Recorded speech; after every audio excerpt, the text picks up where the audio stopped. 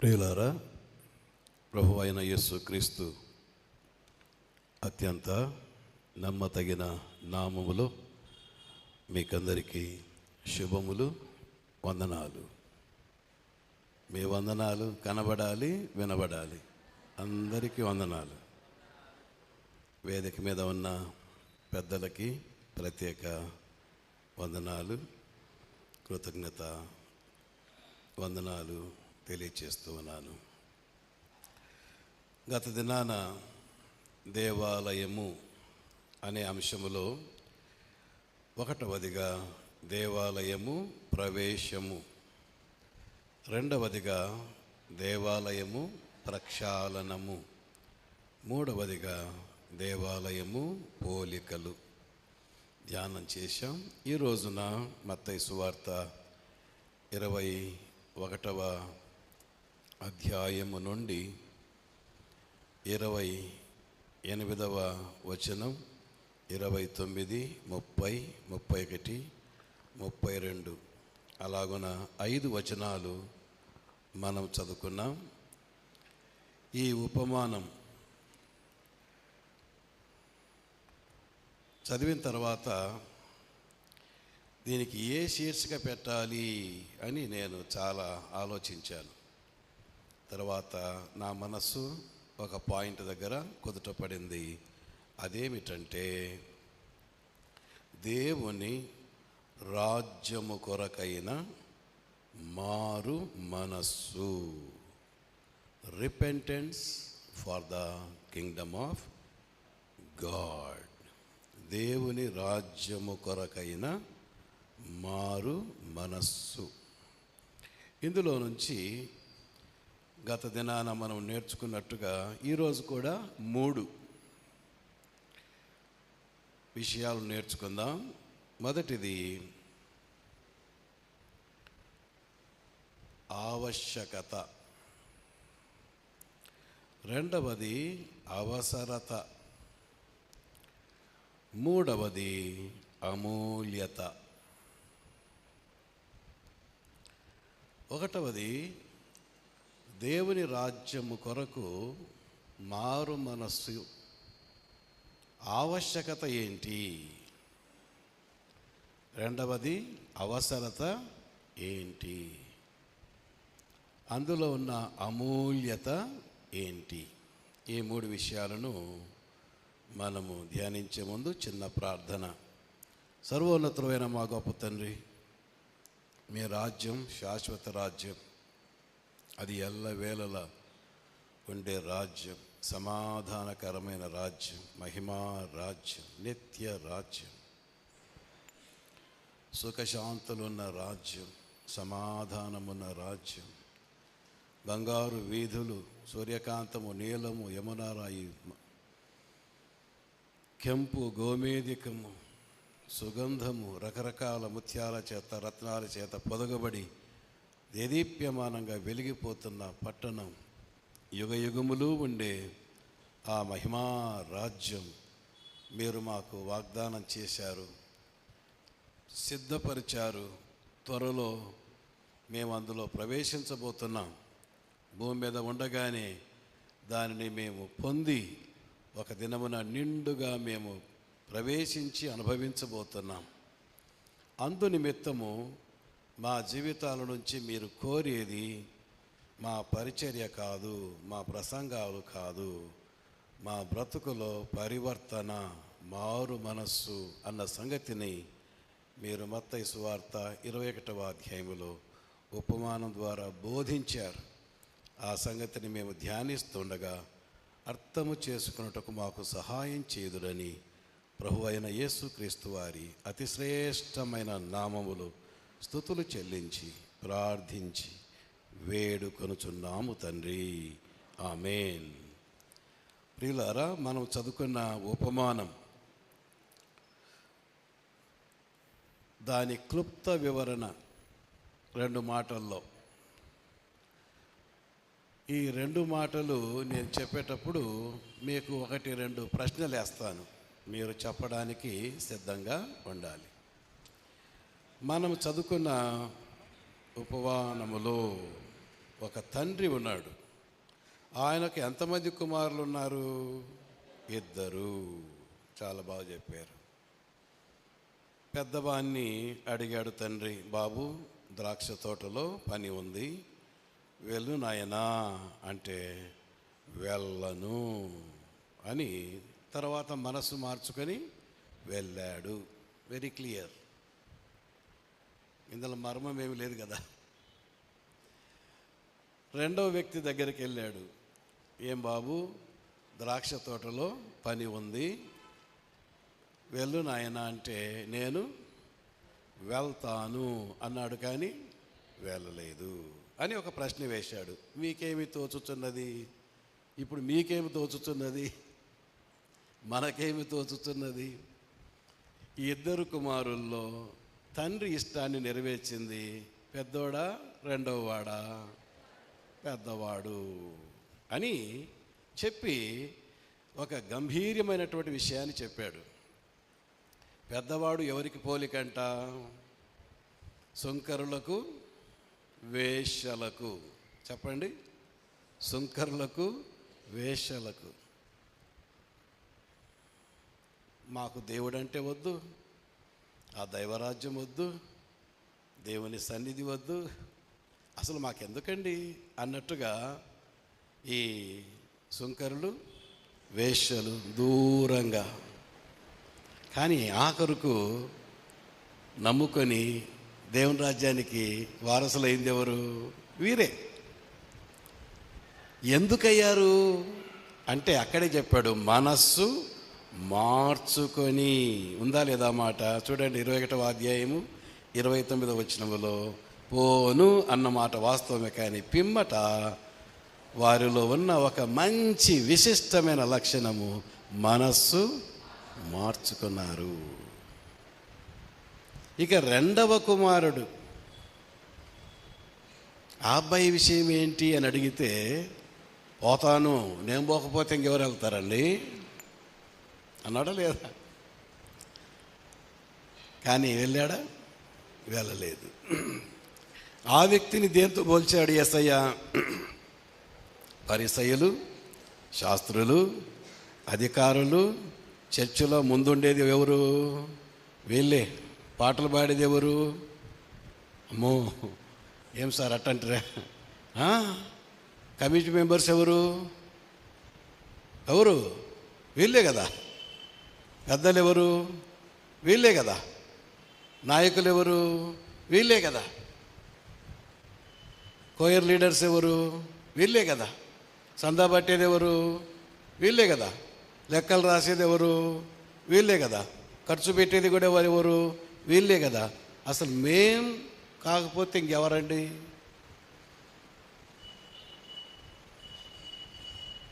అసలు క్రైస్తవులం అంటే ఎవరము? మేమే కదా.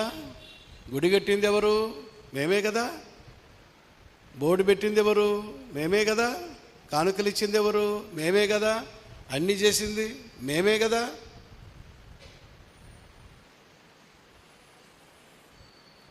అని చాలా భరోసా వ్యక్తం చేశారు. కానీ వెళ్ళారా అంటే వెళ్ళలేదు. ఎందుకు వెళ్ళలేదంటే, మొదటి వ్యక్తిలో ఉన్న మారు మనస్సు వీరిలో లేదు అని చివరి వచనం చూడండి, 21వ అధ్యాయం 32వ వచనములో, సుంకరులను, వేశ్యలను అతని నమ్మిరి. మీరు అంటే ఎవరు? వీరే. చాలా ఆధిపత్యం గలవారు, శాస్త్రులు, పరిసయ్యులు. అయితే సుంకరులకు, వేశ్యలకు ఉన్నటువంటి మారు మనస్సు, పశ్చాత్తాపము ఈ 32వ వచనంలో చివరి లైన్ చూడండి, పశ్చాత్తాపపడక పోతిరి.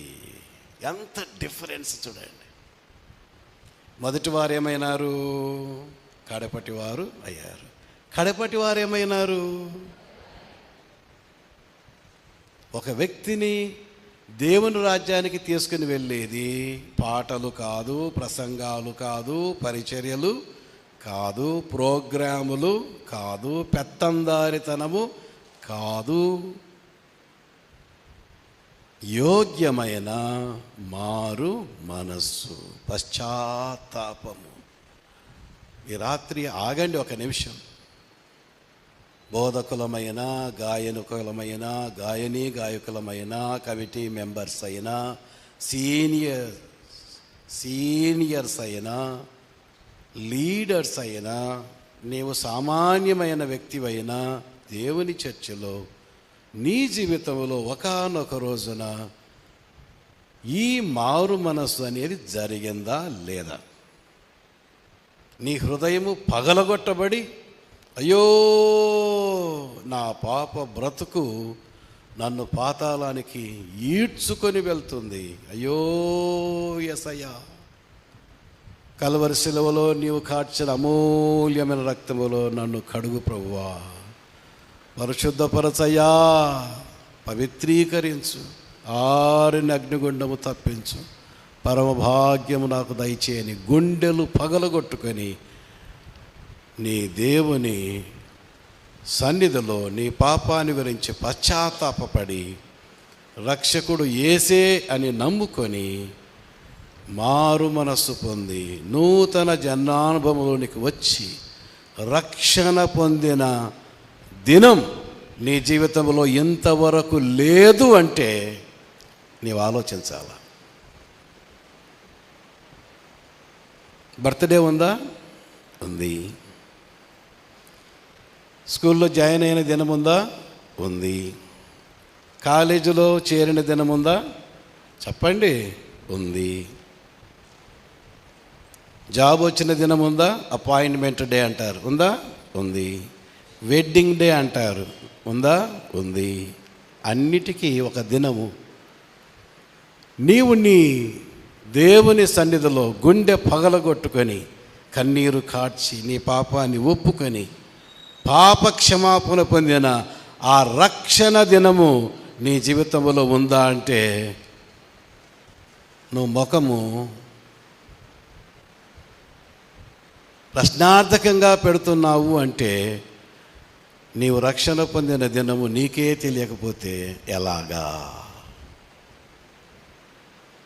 దేవుడు నిన్ను దర్శించగా ఆ శిలువ వర్తమానము నీకు వినబడుతూ ఉండగా ఆ శిలువ వాక్యము చేత నీవు పొడవబడగా యేసయ్య పాదాల మీద పడి పాపాలు ఒప్పుకొని పాప క్షమాపణ పొందిన దినము నీ జీవితంలో ఎంతవరకు లేదు అంటే నీవు తీవ్రంగా ఆలోచించాలి.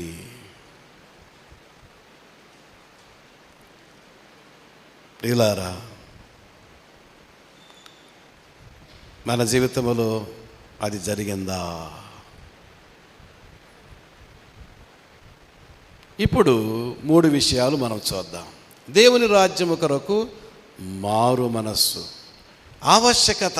బైబిల్ దాని గురించి ఎంత ఇంపార్టెన్స్ ఇచ్చింది. ఆవశ్యకత, సిగ్నిఫికెన్స్. ఈ మారు మనస్సు గురించి మీరేం సార్ ఈ ఉపమానములోని దాన్ని అంత హైలైట్ చేశారంటే ఉపమానములో మాత్రమే కాదు, బైబిల్ అంతా మారు మనస్సు గురించే చెబుతుంది. నీవు మారావా? ఎస్ అని చెప్పగలగాల. మీ బిడ్డ మారిందమ్మా అంటే మీ తల్లి కూడా చెప్పాల. మీ అబ్బాయి మారాడా అంటే మీ డాడీ కూడా చెప్పాలా.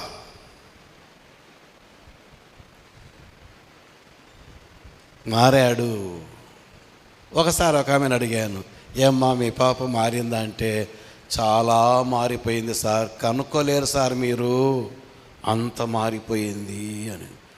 నేను అనుకున్న ఎంత పరిశుద్ధురాలైందో, ఎంత ప్రార్థనాపరురాలైందో, ఎంత భక్తిపరురాలైందో, ఎంత మారిందమ్మా అని అడిగితే, సార్ మీరు అప్పుడు వచ్చినప్పుడు 50 కేజీలు ఉండే. ఎన్ని కేజీలు ఉండే అంట? ఇప్పుడు 75 కేజీలు ఉంది సార్. చాలా మారిపోయింది. ఇలా మారిపోతున్నాం మనం కనుక్కోలేకుండా. పొడవుగా, అడ్డంగా, హైటు, వెయిట్, ఇలాంటి మార్పులు బాగా ఉన్నాయి. ఒకప్పుడు కొట్టములో ఉంటివి సార్, ఇప్పుడు 3 అంతస్తుల బిల్డింగ్ సార్. Very good. ఈ విద్యా, ఉద్యోగాలు, జీతాలు, మార్పులు బాగున్నాయి.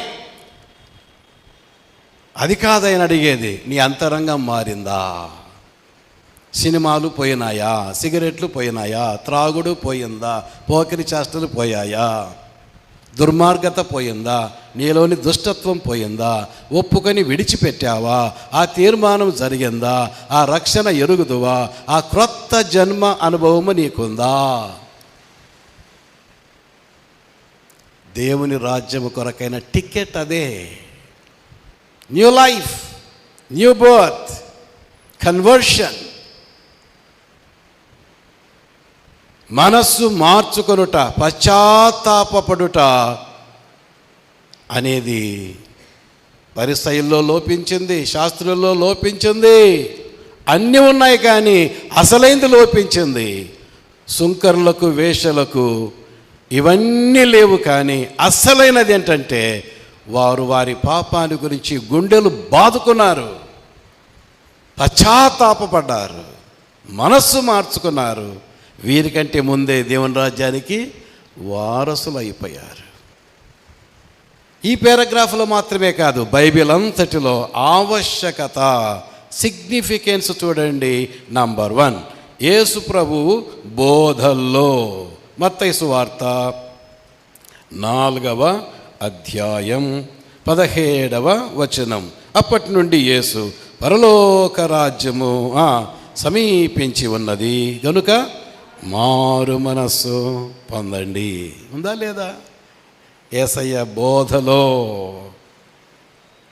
మరొక వచనం, మార్కు సువార్త 1వ అధ్యాయం 15వ వచనం. మార్కు 1:15 యేసయ్య బోధలో 1:15 కాలము సంపూర్ణమై ఉన్నది. చెప్పండి, దేవుని రాజ్యము సమీపించి ఉన్నది. కాబట్టి బాగా తిని నిద్రపోండి. అదే కదా. మారు మనస్సు పొంది సువార్తను నమ్మండి. సువార్తను ప్రకటించండి కాదు, సువార్తను నమ్మండి, తర్వాత ప్రకటన. యేసు ప్రభు బోధల్లో మనం చూచాం. అంతేకాదు, పౌలు బోధల్లో యేసు ప్రభు బోధల్లోనే మరొక వచనం చూడండి. లూకాసు వార్త 13వ అధ్యాయం. లూకాసు వార్త 13వ అధ్యాయం 3వ వచనం చూడండి. 3వ వచనం, మీరు మారు మనస్సు పొందని ఎడలా, చెప్పండి, మీరందరూ అలాగే నశింతురు. అదే 13వ అధ్యాయం 5వ వచనం చూడండి. మారు మనస్సు పొందని ఎడలా మీరందరూ అలాగే నశింతురు. ప్రభువు బోధల్లో మారు మనస్సు అనే మాట. ఇప్పుడు పౌలు బోధల్లో చూద్దాం ఒక్కసారి. అపోస్తల కార్యముల గ్రంథం, అపోస్తల కార్యముల గ్రంథం 17వ అధ్యాయం. 17వ అధ్యాయములో పౌలు యొక్క బోధల్లో 30వ వచనం 17:30, ఆ జ్ఞానకాలములను దేవుడు చూచి చూడనట్టుగా ఉండెను. ఇప్పుడైతే అంతటను, చెప్పండి, కొందరును, అంతటను కొందరును, కొందరునా అందరునా? అందరునో. No discrimination, everyone. క్రైస్తవులు, క్రైస్తవేతరులు, యూదులు, అన్యులు, సమరయులు, ఏ భేదములు లేదు. అందరూ తప్పిపోయారు, అందరూ మారు మనస్సు పొందాల్సిందే. అందరూ మారు మనస్సు పొందాలి. పౌలు బోధల్లో కూడా చూచాం. యోహాను బోధలో కూడా పాపి రక్షణ కొరకు మారు మనస్సు పొందాలి, విశ్వాసి అంతరంగములో ఉజ్జీవము కొరకు అనుదినము మార్పు మార్పు మార్పు, అంతరంగములో పశ్చాత్తాపము పశ్చాత్తాపము మార్పు. ప్రకటన గ్రంథం 2వ అధ్యాయము 3వ అధ్యాయములో 5 సార్లు పాపి రక్షణ కొరకు మారు మనస్సు పొందుతుండగా, విశ్వాసి అంతరంగములో ఉజ్జీవము కొరకు మారాలి మారాలి మారాలి, మారు మనస్సు పొందాలి అనే ఆవశ్యకత మనం చూస్తాం. చూడండి 2వ అధ్యాయం 2వ అధ్యాయము 5వ వచనములో నీవు ఏ స్థితిలో నుండి పడితివో అది జ్ఞాపకం చేసుకుని చెప్పండి, మారు మనస్సు పొందో. ఎఫెసు సంగమా, రక్షణ పొందావులే, రక్షణ పొందిన నీవు చల్లారిపోయావే, నీవు మండాలి, ఉజ్జీవించబడాలి, మొదటి ప్రేమతో ప్రభువును వెంబడించాలి. ఈ విషయంలో మారు మనస్సు పొందుము. అదే 2వ అధ్యాయములో యోహాను దేవుని ఆత్మ నడిపింపుతో సంఘాలకు రాస్తున్నాడు. 2వ అధ్యాయం 16వ వచనం, కావున మారు మనస్సు పొందుము, లేని ఎడల నేను నీ యొద్దకు త్వరగా వచ్చి నా నోట నుండి వచ్చు ఖడ్గము చేత వీరితో యుద్ధము చేసేదను. అదే 2వ అధ్యాయం 21వ వచనములో మారు మనస్సు పొందుటకు నేను దానికి సమయమిచ్చి తిని, అది తన జారత్వం విడిచిపెట్టి మారు మనస్సు పొందట్లేదో, ఇదిగో నేను దానిని మంచము పట్టిస్తాను, దానితో వ్యభిచరించువారు దాని క్రియల విషయమై మారు మనస్సు పొందితేనే కానీ వారిని బహుశ్రమల పాలు చేతును. మారండి, మారండి, మారు మనస్సు, రిపెంటెన్స్, పాపాన్ని ఒప్పుకొని విడిచిపెట్టుట అనేది ఎంత ప్రాముఖ్యమో. ప్రకటన గ్రంథం 3వ అధ్యాయములో 19వ వచనం, నేను ప్రేమించు వారిని అందరినీ గద్దించి శిక్షించుచున్నాను గనుక నీవు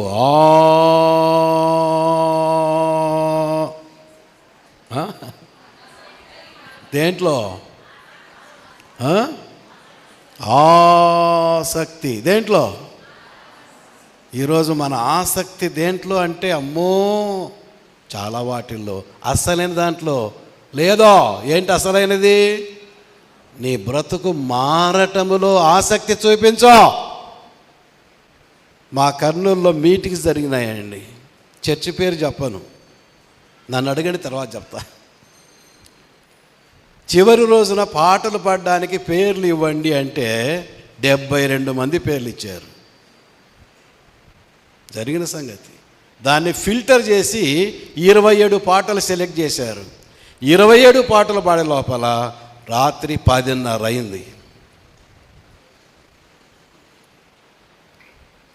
ఇక పాస్టర్ గారు నిలబడి కాలాతీతమైంది, మనం ఇప్పుడు దేవుని వాక్యాన్ని క్లుప్తంగా విందాం. ఎట్లా అంట? దైవజనులు, అంతర్జాతీయ చెప్పండి ప్రసంగికులు,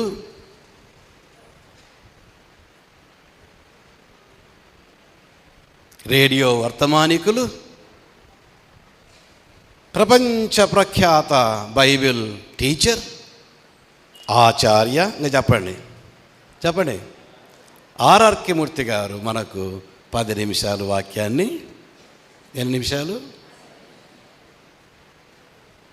ఆచార్య ఆర్ఆర్కే మూర్తి గారు మైకు తీసుకొని, ప్రియులారా ఇది వినే సమయము కాదు, తిని పండుకొనే సమయం, ప్రార్థన చేసుకొని ముగిద్దాం అని ముగించి, ఇక ఎన్నడూ నన్ను పిలవకండి అని దిగెళ్ళిపోయాడు. జరిగిన సంగతి. ఎన్ని పాటలు పాడతారండి? పాడిందే పాడరా అని పాడి పాడి పాడి వీళ్ళు అలసిపోతే, విని విని వాళ్ళు అలసిపోతే ప్రసంగానికి 10 నిమిషాల ఏమి ఆసక్తి? దేంట్లో ఆసక్తి? వాక్యాన్ని విడివి పొడవబడి ఒక వ్యక్తి మారు మనస్సు పొందటానికి అవకాశము లేకుండా కోరియోగ్రఫీ అని పాటలు పాటలు, సాక్ష్యాలు సాక్ష్యాలు, దేంట్లో ఆసక్తి కనపరచాలో అది లేకుండా మనం దారి తప్పిపోతున్నాం. ప్రభు అంటున్నాడు, మారే విషయములో నీలో ఆసక్తి కనబడాలి. మార్చేది దేవుని వాక్యం. ప్రియులారా, 1వది ఆవశ్యకత మనం చూచాం. 2వది నీకు నాకు మారు మనస్సు అవసరత, నెసెసిటీ. ఇదేదో ప్రభుదాస్ చెప్పే మాట కాదు, పాస్టర్ జయరాజ్ గారు చెప్పే మాట కాదు.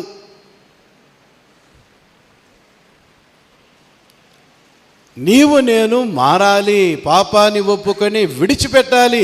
ఇక నీ జీవితంలో పాపాన్ని గురించిన ఆచూకీ ఉండకుండా బ్రతుకులో ఒక మార్పును నీవు కలిగి ఉండాలి అనేది అవసరత అని పరిశుద్ధ గ్రంథములో నేను 5 మాటలు చూపిస్తాను. నంబర్ 1 చూడండి, అపోస్తల కార్యముల గ్రంథం 17వ అధ్యాయం 30వ వచనం. ఆ జ్ఞానకాలములను దేవుడు చూచిస్తున్నట్టుగా ఉండేను, ఇప్పుడైతే అంతటా అందరూ మారు మనస్సు పొందాలి అని మనుష్యులకు ఆజ్ఞాపించుచున్నాడు. నంబర్ 1, నీవు నేను మారు మనస్సు పొందవలసిన అవసరత ఎందుకు అంటే నంబర్ 1, దేవుని ఆజ్ఞ. ఎవరి ఆజ్ఞ అండి ఇది? దేవుని ఆజ్ఞ. ఎవరా దేవుడు అని అడిగితే 24వ వచనం చూడండి, జగత్తును అందలి సమస్తమును నిర్మించిన దేవుడు. దేవుడు అంటే నీవు చేసుకున్న దేవుడు కాదు, నీవు చేసుకున్న మట్టి బొమ్మ కాదు, నిన్ను చేసిన వాడు. నిన్నే కాదు, సమస్తమును చేసిన ఆ దేవుడు. ఇంకేంటి ఎవరా దేవుడు? 25వ వచనం 25, ఆయన అందరికీ జీవమును ఊపిరిని సమస్తమును దయచేయువాడు. నంబర్ 1, సమస్తమును నిర్మించిన వాడు. నంబర్ 2, సమస్తమును దయచేయుచున్నవాడు. అవునా? ఈరోజు గాలి పీల్చుకున్నావు, నీరు తాగావు, అన్నం తిన్నావు, బ్రతుకుతున్నావు, చెలిస్తున్నావు. వీటన్నిటినీ అనుగ్రహించిన పరమాత్ముడు ఆయన ఆజ్ఞ. ఆయన సమస్తమును నిర్మించిన వాడు, సమస్తమును దయచేవాడు మాత్రమే కాదు. 27వ వచనము చివరి లైన్, మనలో ఎవనికి దూరముగా ఉండువాడు కాడు అంటే సమీపముగా ఉన్నవాడు. 3 మాటలు. దేవుడు అనగానే నంబర్ 1, సమస్తమును నిర్మించినవాడు. నంబర్ 2, సమస్తమును దయచేవాడు. నంబర్ 3, అందరికంటే అన్నిటికంటే సమీపముగా. ఎంత సమీపంగా ఉంటాడయ్యా దేవుడు అంటే, ఇదిగో నేను తలుపు నద్ద నిలుచుండి. ఏ తలుపు? నీ హృదయమనే తలుపు. అంత దగ్గరికి వచ్చి నీకు అంత సమీపంగా ఉన్న దేవుడు.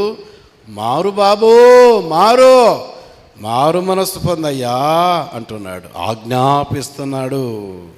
1వది దేవుని ఆజ్ఞ. 2వ కారణము చూడండి, అదే అపోస్తల కార్యములు 17వ అధ్యాయము 31వ వచనము. ఎందుకనగా తాను నియమించిన మనుష్యుని చేత నీతిని అనుసరించి భూలోకమునకు తీర్పు తీర్చబోయేడి ఒక దినము. 2వ కారణము. 1వ కారణము దేవుని ఆజ్ఞ, 2వ కారణము దేవుని తీర్పు. గుర్తుపెట్టుకోండి. మారావా లేదా? నీ పాపాన్ని ఒప్పుకొని విడిచిపెట్టావా లేదా? యేసుక్రీస్తు రక్తములో కడగబడ్డావా లేదా? బ్రతికుండగానే క్రొత్త జన్మ అనుభవానికి వచ్చావా లేదా? దేవుడు లెక్క అడగబోతున్నాడు. తీర్పు. మనుష్యులొక్కసారి మృతి పొందాలి, ఆ తర్వాత జడ్జిమెంట్ ఉంది.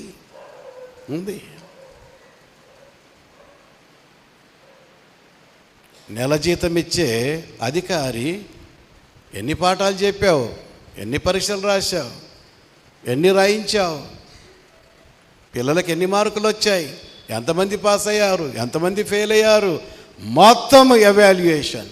నీ గురించి రిపోర్ట్ అడుగుతుంది గవర్నమెంట్. 1,00,000 రూపాయలు జీతం ఇచ్చి నిన్ను నిలదీస్తుంది ప్రభుత్వం. నీ బ్రతికినంత కాలం గాలి ఇచ్చి, నీరు ఇచ్చి, ఆహారం ఇచ్చి, పోషణ, సంరక్షణ, ఆరోగ్యము, ఇల్లు, వాకిలి, భార్య, బిడ్డలు అన్నీ ఇచ్చి ఇంతకాలం బ్రతికిచ్చిన దేవుడు నీ జీవిత యాత్ర ముగించిన తర్వాత నీకు ఒక లెక్క అడగడా? అడిగే అధికారం ఉందా లేదా ఆయనకి? ప్రియులారా, 1వది దేవుని ఆజ్ఞ, 2వది చెప్పండి, దేవుని తీర్పు ఉంది. దేవుని తీర్పు ఉంది. పాపం వలన వచ్చు జీతము మరణము, అయితే దేవుని కృపావరము క్రీస్తు యేసునందు నిత్య జీవం. ఆ నిత్య జీవాన్ని నీవు కాలదన్ని నాకొద్దన్నట్టుగా బ్రతికి పాపానికి జీతముగా మరణం ఆరని అగ్నిగుండానికి ఎందుకు వెళ్తావు? వెళ్ళొద్దు. ఆ తీర్పును తప్పించుకోవాలి. గనుకనే మారు మనస్సు పొందు బాబు, పాపాన్ని ఒప్పుకో, విడిచిపెట్టు, తీర్మానం చేయి, చెప్పో నేను ఒక రోజున యేసయ్య రక్తములో కడగబడి నా పాపాన్ని ఒప్పుకొని రక్షణ పొందాను అన్న సుదినం ఈ రాత్రి అయినా నీవు కలిగి ఉంటే ధన్యుడవు. ఎందుకు మారాలి? అవసరత ఏంటి? నంబర్ 1 దేవుని ఆజ్ఞ, చెప్పండి. నంబర్ 2 దేవుని తీర్పు. నంబర్ 3 దేవుడు ఇచ్చిన కాలము అయిపోయింది, కాలము సంపూర్ణము అయింది. చూడండి, మార్కు సువార్త 1వ అధ్యాయము 15వ వచనం. కాలము సంపూర్ణమై ఉన్నది, దేవుని రాజ్యము సమీపించి ఉన్నది. కాబట్టి ఏం చేయాలి? మారు మనస్సు పొందాలి. 1వది దేవుని ఆజ్ఞ, 2వది దేవుని తీర్పు, 3వది దేవుడిచ్చిన కాలము అయిపోయింది కాబోలు. అయిపోయిందేమో, నాకు తెలియదు. నీ జీవితానికి నా జీవితానికి కాలము అయిపోయింది. ఇక నువ్వు ఆలస్యం చేయడానికి వీలు లేదు. కాలము సంపూర్ణమైంది. ఒకవేళ నీ కాలము కూడా సంపూర్ణమైందేమో. బహుశా ఈ రాత్రే ఆఖరు రాత్రేమో, తెలియదు కదా. రేపు మనది కాదు, నిన్న మళ్ళీ రాదు.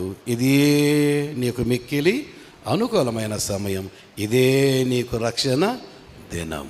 అంతలో కనబడి అంతలో మాయమైపోయే ఆవిరిలాంటి బ్రతుకుకి ఎందుకు వాయిదా వేస్తావు?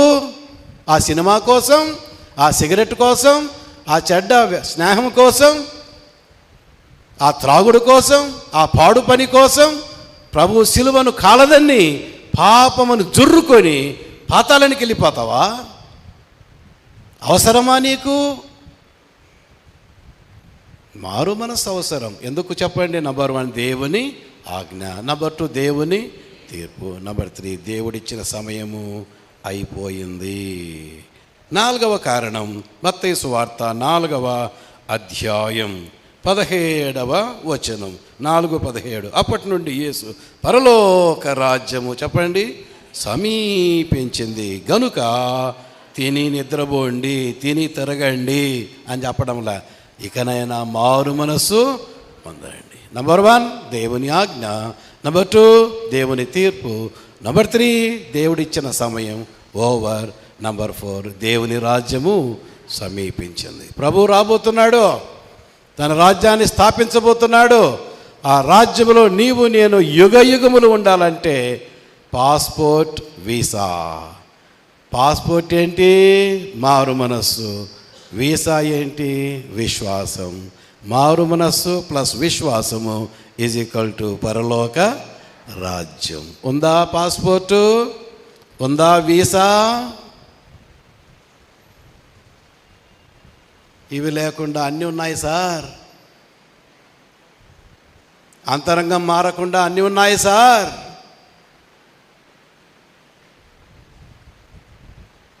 ప్రియులారా, 4 కారణాలు చెప్పుకున్నాం. ఇక 5వది చూడండి, లూకాసు వార్త 3వ అధ్యాయం 3వ వచనం. లూకాసు వార్త 3వ అధ్యాయము 3వ వచనం. 3:3.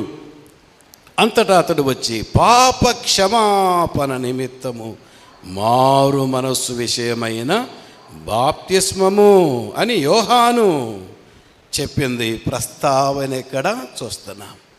ఒక వ్యక్తి పాపక్షమాపణ కోసం ఆనాడు యోహాను ప్రకటనలో మారు మనస్సు అనే ప్రస్తావన. గనుక ప్రియులారా, నీ పాపాలకు క్షమాపణ నిమిత్తమై మారు మనస్సు, పాపాలకు క్షమాపణ.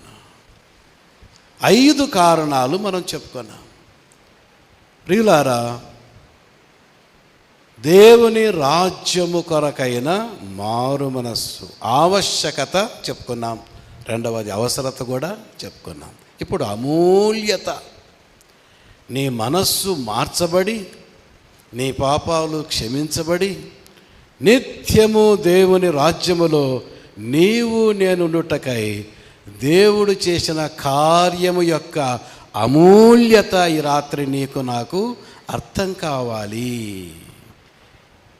అందుకోసము యోహాను సువార్తలో మనము అమూల్యతను ధ్యానం చేద్దాం. అమూల్యత నీకు నాకు మారు మనస్సు, విశ్వాసము, రక్షణ, పరలోక భాగ్యం ఇవ్వటానికి దేవుడు ఎంత అమూల్యత, ఎంత విలువ ఖర్చు పెట్టవలసి వచ్చిందో యోహాను రాస్తున్నాడు. ఇక్కడ మనం గమనించవలసిన అమూల్యత ఏమిటంటే, మాటతో యేసు ప్రభువు ఎన్నో అద్భుతాలు చేశాడు. అందులో యోహాను 7 అద్భుతాలు రాశాడండి. ఎన్ని అద్భుతాలు రాశాడు? 7 రాశాడు. ఇవన్నీ దేంతో జరిగాయి చెప్పండి? మాటతోనే ఎన్నో అద్భుతాలు. అందులో 7 అద్భుతాలు యోహాను రికార్డ్ చేశాడు. అవన్నీ మాటతో జరిగాయి. ఈరోజు కూడా మాటతో ఎన్నో అద్భుతాలు జరుగుతాయి. దేవుని మాట మన జీవితాల్లో ఎన్నో అద్భుతాలు జరిగిస్తుంది, అనుమానం లేదు. దేవుని మాట అంత శక్తివంతమైంది కనుక అన్ని అద్భుతాలు రాసుకోండి. నంబర్ 1 మొదటి అద్భుతం 2వ అధ్యాయములో నీళ్లు ద్రాక్షారసముగా మార్చుట. యోహాను సువార్త 2వ అధ్యాయములో మొదటి 10 వచనాలలో లేక 11 వచనాలలో నీళ్లు ద్రాక్షారసంగా మారిపోయాయి. మాటతోనే.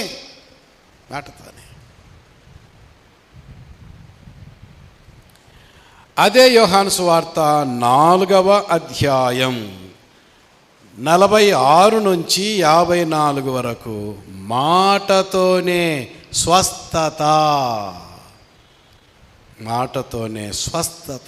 మాటతోనే.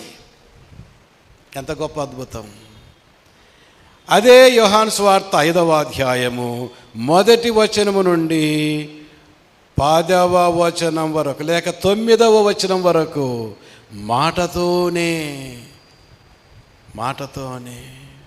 38 ఏండ్ల నుంచి వ్యాధిగ్రస్తుడు బలహీనతను పోగొట్టుకొని బలాన్ని పొందాడు.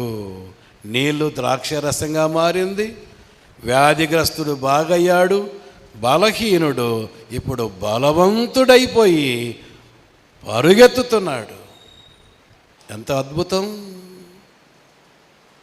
అదే యోహాను సువార్త 6వ అధ్యాయములో మొదటి వచనము నుండి 14వ వచనం వరకు 5 రొట్టెలు 2 చేపల చేత 20,000 మంది తృప్తిగా తిన్నారు. 5,000 మంది పురుషులు ఎక్కువ ఉంటారా, స్త్రీలు ఎక్కువ ఉంటారా? యూదులు స్త్రీలను లెక్క పెట్టారు. ఇక్కడ చూడండి, పురుషులు ఎక్కువ ఉన్నారా, స్త్రీల మీటింగ్ లాగా ఉంది ఇది. అవునా కాదా? పురుషులు 5,000 అయితే స్త్రీలు 10,000 మంది వేసుకుంటే, పురుషులు స్త్రీలు ఉంటే పిల్లలు ఉండరా? 5 + 10 + 5 = 20,000 మందికి 5 రొట్టెలు 2 చేపలు ఆయన వడ్డించాడు. అది 4వ అద్భుతం. 5వ అద్భుతం 6వ అధ్యాయము 16 నుంచి 21 వరకు సముద్రమును తుఫానును ఏం చేశారండి ఆయన? నిమ్మలము. మాటతోనే సముద్రమా నిమ్మలించుము, గాలి నిమ్మలించుము అంటే నిమ్మలమైపోయాయి. 5 అద్భుతాలు. 6వ అద్భుతం 9వ అధ్యాయము మొదటి వచనము నుండి 34వ వచనం వరకు గ్రుడ్డివాడు చూపును పొందుట. మాటతోనే. అదే యోహాను సువార్త 11వ అధ్యాయములో 7వ అద్భుతము 11వ అధ్యాయం 1వ వచనం నుండి 44వ వచనం వరకు లాజరు మృతి నుండి తిరిగి లేపబడుట. మాటతోనే 7 అద్భుతాలు. అవునా? మాటతోనే 7 అద్భుతాలు చెబుతారా? 1వది నీళ్లు ద్రాక్షరసంగా మారుట, 2వది రోగి స్వస్థత నొందుట, 3వది 38 ఏండ్ల బలహీనుడు బలవంతుడైపోవటం, 4వదిగా 5 రొట్టెలు 2 చేపలు 20,000 మంది తృప్తిగా తినటం, 5వదిగా గాలిని సముద్రాన్ని నింబలం చేయటం, 6వదిగా పుట్టుగురుడ్డు వానికి చూపును ఇవ్వటం, 7వదిగా చెప్పండి చచ్చిన లాజరును, కుళ్ళిపోయిన లాజరును బ్రతికించుట. ఇవన్నీ మాటతోనే. వినండి, ఇప్పుడు వినాలి. ఇవన్నీ మాటతో అద్భుతాలు జరిగినాయి. కానీ నీకు దేవుని రాజ్యము, దేవుని రక్షణ, దేవుడిచ్చిన పాపక్షమాపణ మాటతో కాదు, మరణము ద్వారా. ఆ మాట గుర్తుపెట్టుకోండి. పాపక్షమాపణ మాటతో జరగలేదో, పాపక్షమాపణ రక్షణ మాటతో జరగలేదో, దేవుని రాజ్య ప్రవేశము మాటతో కాదు, మహిమగల దేవుడు మరణించుట ద్వారా. ఆ మరణము కూడా సిలువ మరణం, ఘోరమైన మరణం, అనేక గాయాలు. మెడికల్ సైన్స్ అంటుంది 5 రకముల గాయములు. ఎన్ని రకాల గాయాలండి? యోహాను సువార్త 19వ అధ్యాయములో 5 రకముల గాయాలు. యేసు ప్రభు పొందిన గాయాలు ఎన్నో, దేహమంతా గాయాలే. ఏ స్థలము విడిచిపెట్టబడకుండా దేహమంతా గాయాలు. అయితే మెడికల్ సైన్స్ అంటుంది 5 రకముల గాయాలు. ఆ సంగతి యోహాను సువార్త 19వ అధ్యాయములో మాటతో జరగనిది మరణము ద్వారా జరిగింది. ఆ మరణము శిలువ మరణము, ఆ మరణము ఘోరమైన మరణము, ఆ మరణము వేదనకైన మరణము. ప్రియులారా, ఆయన పొందిన గాయములు 5 రకముల గాయములు. నంబర్ 1, ఇంగ్లీషులో లాసిరేషన్స్ అంటారు. LACERATIONS. లాసిరేషన్స్ అంటే చీలిపోవుట, చినిగిపోవుట అని అర్థం. దేహము చీలిపోతే, చినిగిపోతే అటువంటి గాయాలను లాసిరేషన్స్ అంటారు. చూడండి 19వ అధ్యాయము 1వ వచనం. అప్పుడు పిలాతు యేసును పట్టుకొని ఆయనను కొరడాలతో కొట్టించెను. ఎన్ని కొరడా దెబ్బలండి చెప్పాలి మీరే? 1 తక్కువ 40 అంటే 39. 13 ఎడమ వైపున, 13 కుడి వైపున, 13 మధ్యలో. ఇక వీపు మీద ఆ కొరడా దెబ్బలు పడినప్పుడంతా చల్లు చల్లుమని కొరడా దెబ్బల చేత వీపు చినిగిపోయింది, చీలిపోయింది. ఆ కొక్కీలు చర్మాన్ని చీల్చేశాయి, మాంసాన్ని కూడా చింపివేసేయగా చెక్క పేలలాగా మాంసమంతా రాలిపోయింది, చర్మమంతా చినిగిపోయింది. లాసరేషన్స్. స్నేహితులారా, ఆ దెబ్బలు మన వీపున పడాలి. ఒక్క దెబ్బ వీపున పడితే ఆ దెబ్బకు బలవంతుడైన నేరస్తుడు ఆ నొప్పికి తట్టుకోలేక పెట్టే కేకకి ఆ దగ్గరున్నటువంటి యుద్ధ గుర్రాలు జడిసిపోయి, ఆ కేకకు జడిసిపోయి త్రాళ్లను తెంపుకొని గుర్రాలు పారిపోతాయంటండి. అంత బాధ. అయితే ఒక దెబ్బ కాదే, 39 కొరడా దెబ్బలు యేసయ్య నీ కొరకై సిలువలో అనుభవిస్తే నీ పాపాల కోసం, నా పాపాల కోసం ఇంకా పాపాలతో చెలవాటం ఆడుతూనే ఉన్నావా? నీవు పాపాన్ని జుర్రుకుంటూనే ఉన్నావా? సిలువ కొరడా దెబ్బలు తెలిసి కూడా నా రక్షకుడు ఏ పాపము చేయనివాడు, ఏ పాపాన్ని ఎరగనివాడు, ఏ పాపము లేనివాడు నా కొరకై ఎన్ని కొరడా దెబ్బలా, ఎంత వేదననా. నంబర్ 1 లాసరేషన్స్, చీలికలు, చెనిగిపోవడాలు. రెండవ రకము గాయములు పెనిట్రేటింగ్ వూండ్స్ అంటారు. మెడికల్ సైన్స్ ప్రకారం పెనిట్రేటింగ్, PENETRATING, పెనిట్రేటింగ్ వూండ్స్ అంటే చొచ్చుకొని పోయే గాయాలు, బుల్లెట్స్ లాగా చొచ్చుకొని పోయే గాయాలు. చూడండి 19:2 సైనికులు ముండ్లతో కిరీటమును అల్లి ఆయన తల మీద పెట్టగా ఆ ముళ్ళు కొట్టబడగా ఆయన తలలోనికి ఆ ముళ్ళు చొచ్చుకొని పోవటం. Penetrating wounds.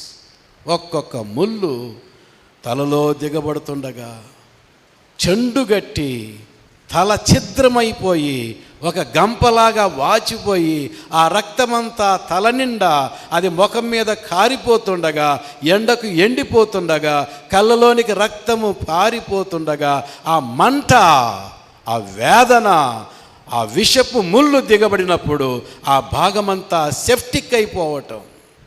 స్నేహితులారా, నీవు నేను చూచిన సినిమాలు, చేసిన చెడ్డ ఆలోచనలు, ఉద్దేశించిన చెడ్డ ఉద్దేశాలకు నీ దేవుడు నా దేవుడు మాట ద్వారా కాదు, క్షమాపణ మరణము ద్వారా, శిలువ మరణము ద్వారా, పలుగాయాల ద్వారా నీ కొరకై శిలువలో అమూల్యత ఆయన కనుపరిచాడే. ఇంకా పాపములో ఎలా నిలిచి ఉంటావు? మారు మనస్సు పొందకుండా, పాపాన్ని ఒప్పుకోకుండా, విడిచిపెట్టకుండా ఎంతకాలము కాలయాపన చేస్తూనే ఉంటావు? ప్రియులారా, number 1 lacerations, number 2 penetrating wounds, number 3 contusions, CONTUSIONS, contusions అని పలకాలి. కంటూజన్స్ అంటే కందిపోవుట, కమిలిపోవుట, రక్తము గడ్డకట్టుట. ఇది 3వ రకమైన గాయాలు. చూడండి 19:3 ఊదారంగు వస్త్రం ఆయనకు తొడిగించి ఆయన యుద్ధకు వచ్చి యూదుల రాజా శుభమని చెప్పి ఆయనను అరచేతులతో కొట్టిరి. మరొక సువార్తలో రెల్లుతో తల మీద కొట్టిరి. మరొక సువార్తలో గుద్దిరి, ఈడ్చిరి. ముఖముపై గుద్దారు, కమిలిపోయింది, కందిపోయింది. రెల్లుతో కొట్టబడినప్పుడు రక్తము గడ్డగట్టింది. కాళ్ళతో తన్నారు, చేతులతో కొట్టారు, అరచేతులతో కొట్టారు. కందిపోయిన దేహము, కమిలిపోయిన దేహము, గడ్డగట్టిన రక్తము, గడ్డగట్టిన దేహము. స్నేహితులారా, ఎంత అవమానము, అంతరంగములో ఎంత వేదన, ఆయన దేహం ఎంత కమిలిపోయిందో. ఏ భాగము విడిచిపెట్టబడకుండా దేహమంతా కందిపోయిన యేసయ్య దేహం ఈడవబడినప్పుడు, ప్రియులారా, తన్నబడినప్పుడు, కొట్టబడినప్పుడు, శిలువ మ్రానును మోస్తున్నప్పుడు, వీపున చర్మము లేదు, మాంసము లేదు, కరుకైన మ్రానును ఆయన మోస్తున్నప్పుడు ఆయన దేహము ఎంత కమిలిందో, ఎంత కందిపోయిందో ఎవరు వర్ణించగలరు? త్రోవను నడుచువారులారా, యెహోవా కలుగజేసిన ప్రచండ కోపదినమున కలుగజేసిన శ్రమ వంటి శ్రమ మరి ఎవరికైనా కలిగినదో లేదో నిదానించి చూడండి అయ్యా, చూడండి. నీ కొరకై నేను ఎన్ని గాయాలు పొందితే ఆ రక్షణ కొరకు, పాపక్షమాపణ కొరకు, దేవుని రాజ్యాన్ని నీకు ఇచ్చుట కొరకు, నీవు చేసిన భయంకరమైన రోత బ్రతుకును కడుగుట కొరకు, ఘోరమైన నీచ బ్రతుకును కడుగుటకు ఇంత రక్తము కార్చవలసి వచ్చింది. ఇలాగున బలి యాగము కావలసి వచ్చింది. ఎంత అమూల్యత! ఒకటవది లాసరేషన్స్, రెండవది పెనిట్రేటింగ్ వూండ్స్, మూడవది కంటూజన్స్, నాలుగవది పర్ఫొరేటింగ్ వూండ్స్,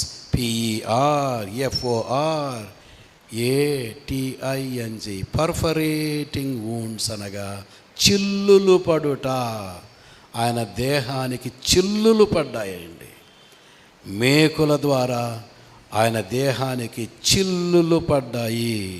19వ అధ్యాయము 18వ వచనం చూడండి. 19:18 అక్కడ ఈ వైపున ఒకరిని, ఆ వైపున ఒకరిని, మధ్యను యేసును ఉంచి ఆయనతో కూడా ఇద్దరిని సిలువ వేసిరి. సిలువకు బిగించినప్పుడు ఆయన చేతుల్లో, హస్తాల్లో పొడవైన బరువైన ఇనుప మేకులను దించినప్పుడు చిల్లులో రక్తము చిమ్మింది. కాళ్ళలో మేకులు దించినప్పుడు, గోడ కొట్టే మేకులు కాదు, షామియానా కట్టేటప్పుడు నేలకు కొట్టే మేకులవి. ఆయన చేతుల్లో దించారు, చెక్కలోకి దించారు, సమ్మెటతో బిగించారు. చిల్లులో, తమ్ముడు చెల్లి, నీ చేతులతో నా చేతులతో, నీ కాళ్ళతో నా కాళ్ళతో చేయరాని పనులు, తిరగరాని తిరుగుళ్ళు యేసయ్య దేహమున చిల్లులైపోయాయి, మేకులైపోయాయి. ఎంత విలువల్లాడిపోయాడో పరమాత్ముడు, సృష్టికర్త. ప్రియులారా, మాటతో మహిమా కార్యాలు. అయితే వినండి, మరణముతో రక్షణ. శిలువ మరణము ద్వారా నీకు పాపక్షమాపణ, దైవరాజ్య ప్రవేశం. ఆయన పొందిన ఎన్నో గాయాలు, అవి పంచగాయములు, lacerations, penetrating wounds, contusions, perforating wounds. ఐదవదిగా incised wounds, INCISED. Incised wounds అనగా కోయబడుట, నరకబడుట. దేహములో కోతలు, కోయబడుట, నరకబడుట. 19వ అధ్యాయం 34వ వచనములో సైనికులలో ఒకడు ఈటతో ఆయన ప్రక్కను పొడిచెను, వెంటనే రక్తమును నీళ్లును కారెను. పొడవబడగా అది కోసినంతగా, నరకబడినంతగా ప్రక్కలో నుంచి బల్యము దూసుకుని వెళ్ళి గుండెలోకి చేరింది.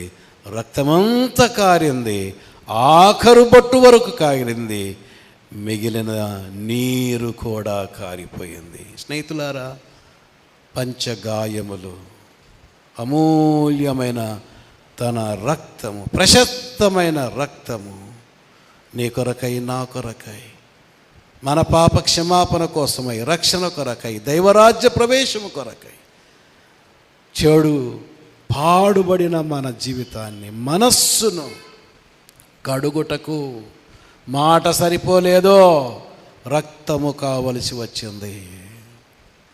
మాట సరిపోలేదో పలు విధములైన గాయములతో రక్తాన్ని చిందించవలసి వచ్చింది. ఆ రక్తముతో నీ హృదయము, నా హృదయాన్ని ఆయన కడిగి శుద్ధీకరించి పరలోక రాజ్యానికి మనల్ని వారసులుగా చేస్తున్నాడు. అన్నం తినే ముందు చేతులు కడుక్కుంటాం, ఇంట్లోకి వెళ్ళే ముందు కాళ్ళు కడుక్కుంటాం, పరలోక రాజ్యానికి వెళ్ళే ముందు జీవితాన్ని కడుక్కోవాలి. కడుగునది యేసు రక్తము. కళ్ళు ముయ్యండి, తలలు వంచండి. యేసు రక్తము ప్రతి పాపమును కడుగుతుంది. వస్తావా ఈ రాత్రి?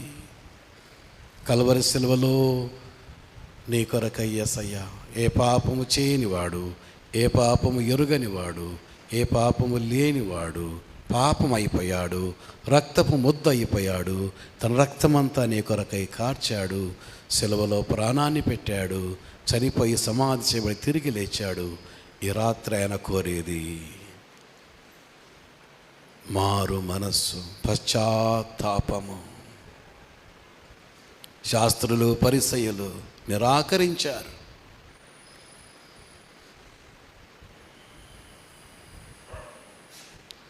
ఆయనను అంగీకరించలేదు. మనస్సు మార్చుకున్న వారు కాదు, పశ్చాత్తాపపడిన వారు కాదు. అయితే వేశ్యలు, సుంకరులు మాకు వద్దన్న వారే, మాకు అవసరం లేదన్న వారే మనస్సు మార్చుకొని మారు మనస్సు పొంది వీరికంటే ముందే దేవుని రాజ్యానికి వారసులైపోయారు. ఈ రాత్రి దేవా, నేను కూడా ఒక సుంకరినే, నేను కూడా ఒక వేశ్యనే, దూరస్తుడను, పాపిని, బలహీనుడను, భక్తిహీనుడను, శత్రువును, చేయరాని నేరాలు, కార్యాలు ఎన్నో చేశానయ్యా.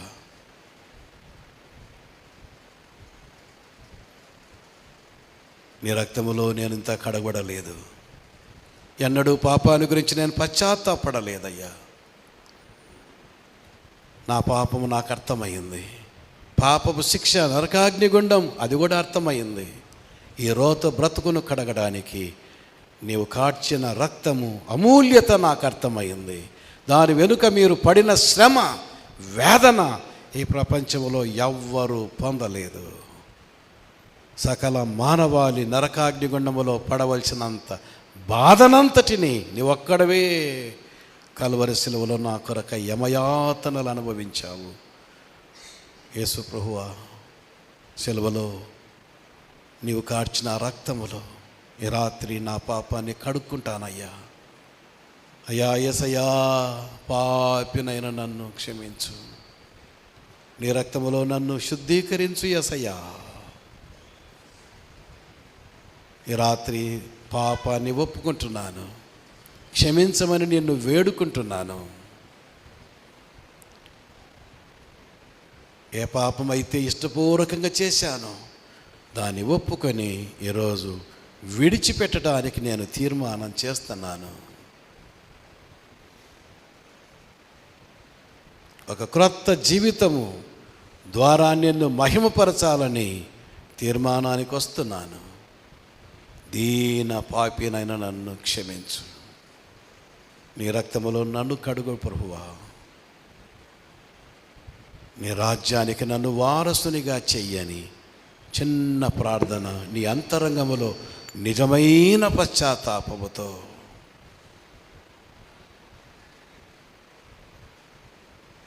చిన్న ప్రార్థన నీకు నీవుగా చేసుకో. కొందరు నమ్ముకున్నారు, తీర్మానం కూడా ఎప్పుడో చేశారు, కానీ జారిపోయారు, లోకములో కలిసిపోయారు. మళ్ళీ యేసయ్యను సిలువ వేసినట్టుగా, కుక్క తన వాంతికి తిరిగినట్టుగా మళ్ళీ వాంతికిలోకి, కడగబడిన పంది మళ్ళీ బురదలోకి వెళ్ళిపోయినట్టుగా, దేవా తప్పిపోయాను. మళ్ళీ సువార్త ద్వారా, సిలువ సందేశం ద్వారా నీవు నన్ను దర్శించావయ్యా. ఇదిగో నేను పశ్చాత్తాపపడతాను. నా పాపము ఎంత చెడ్డదయ్యా, ఎంత దుర్మార్గునయ్యా. అయినా నీవు నరకానికి నన్ను పంపించకుండా నాకు దైవరాజ్యాన్ని ఏర్పాటు చేశావు. నీవు కోరున్నది నా వెండి బంగారాలు కాదు, నా పశ్చాత్తాపాన్ని కోరుతున్నావు. ఇదిగో పాపమును ఒప్పుకొని విడిచిపెట్టుటకైనా తీర్మానం నేను చేస్తున్నాను. మారు మనసు పొందుతున్నాను. నీ రక్తములో నన్ను కడిగి శుద్ధీకరించి పరిశుద్ధపరచి నీ రాజ్యము కొరకైన జీవితము నాకు దయచేయసయ్యా అని తిరిగి పునరంకితముకా.